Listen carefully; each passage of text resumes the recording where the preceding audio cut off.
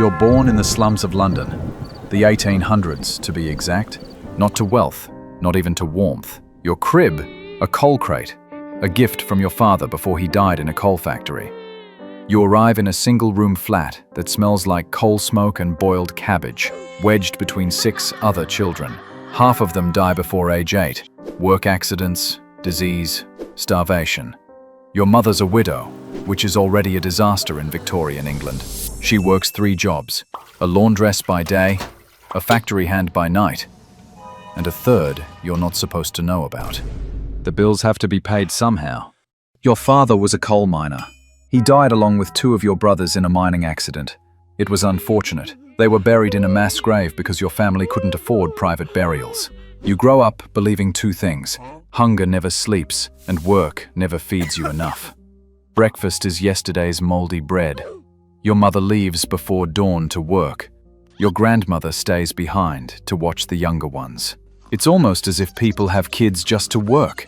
Some life, right? The bathroom is outside. No running water, no plumbing. By 5, you're running errands for pennies to help feed your family. By 6, you're helping care for your baby brothers while your mum works. Your mother works at the wash house. Her hands are always red and cracked from the chemicals. One night, you overhear her arguing with your grandmother about a man who cuts up women in the East End. They say the night isn't safe for certain people. You wonder if your mum is one of them. Your mother leaves anyway. By 7, you can tell which men are safe by how fast they look away. The streets are crowded. Drunks, beggars, men standing with nowhere to go. Some are dangerous. Some are desperate.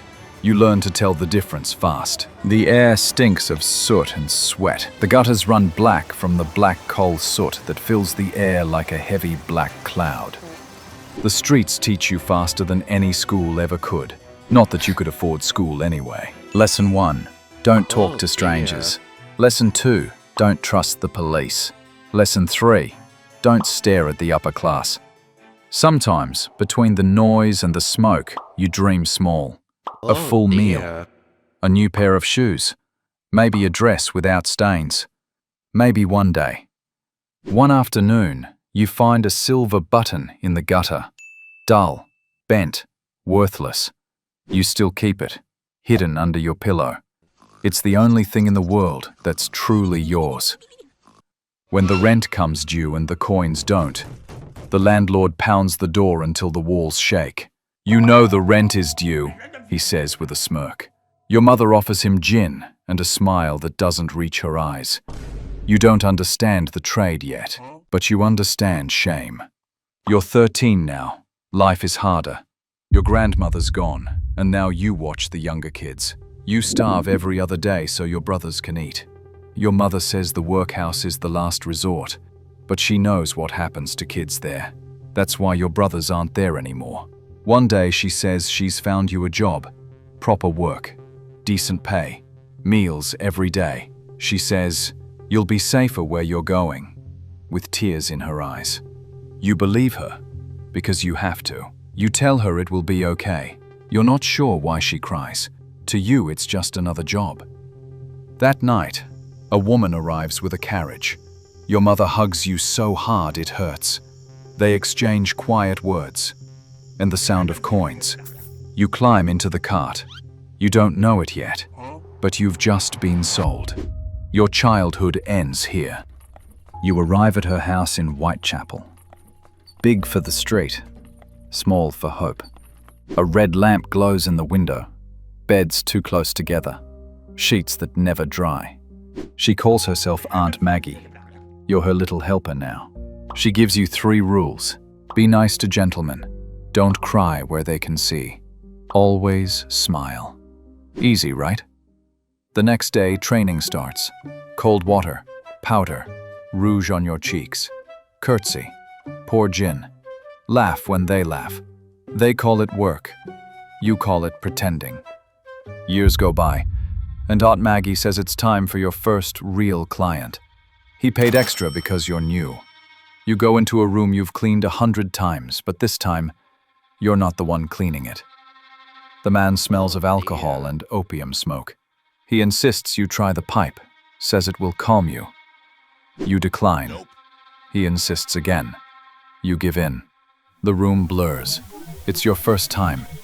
It feels strange, wrong, and almost gentle. He touches your cheek.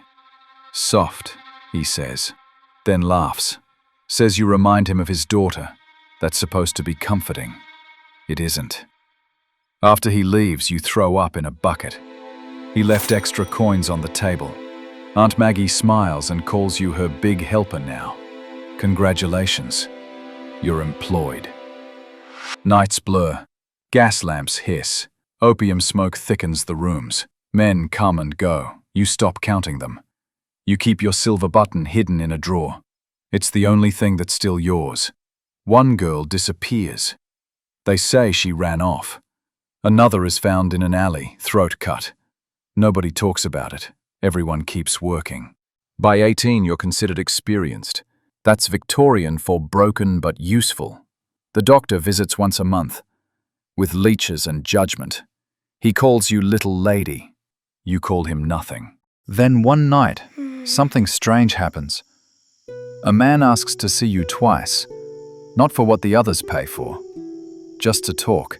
He's a dock worker, hands like rope, eyes tired from honest work.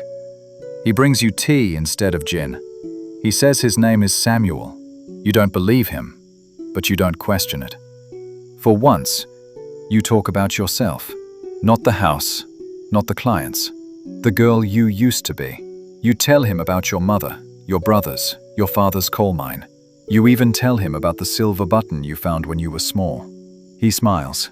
Keep it close, he says. That's luck, that is. You laugh, the first time in years. Weeks pass. He keeps coming back. Always tea, sometimes soup. He says he's saving enough to buy a cottage outside the city. A little room, a garden, a door that locks from the inside. Then one night, he asks you to come with him. You stare at him like he's mad. And then you say yes.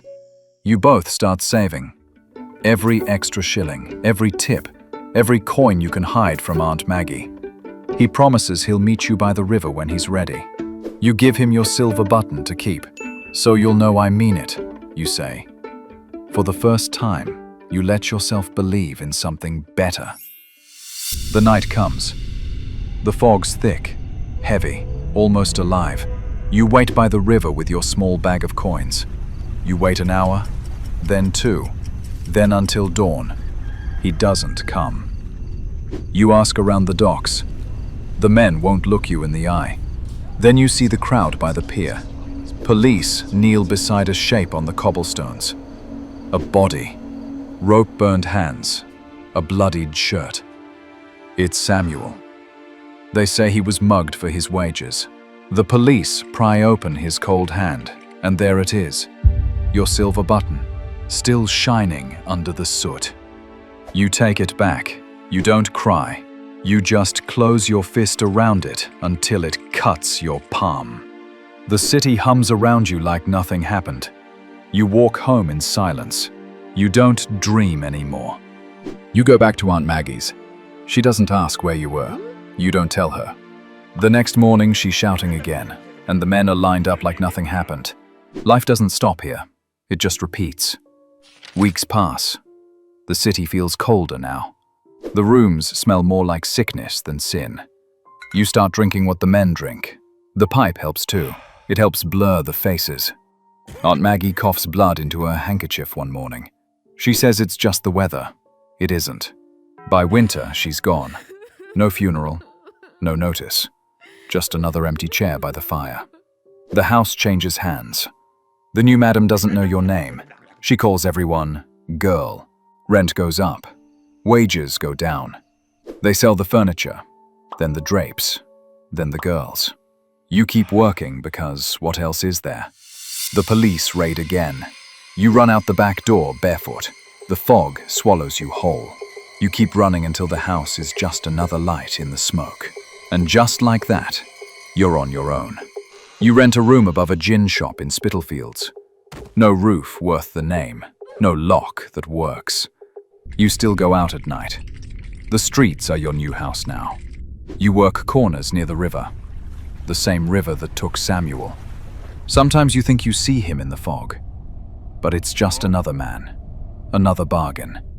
You have money now, but your body starts to fail you. You catch something, maybe from the pipe, maybe from a man, maybe from London itself. The doctor calls it a women's disease. He tells you to drink mercury. You do what he says. Your hair falls out, your teeth ache. You spend your nights coughing more than talking. The men stop coming, and so does the money. You sell your shoes for bread. You pawn your dress for gin. You keep one thing, the silver button. You hold it when you're cold.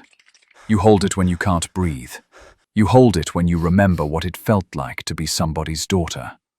One night, you sit by the river again. Same spot, same fog. You look down at the water, and it looks back. You think about your mother, your brothers, the room with the coal smoke. You think about Samuel's hands. You think about the button and how small it really is. By morning, the sun rises over an empty bank.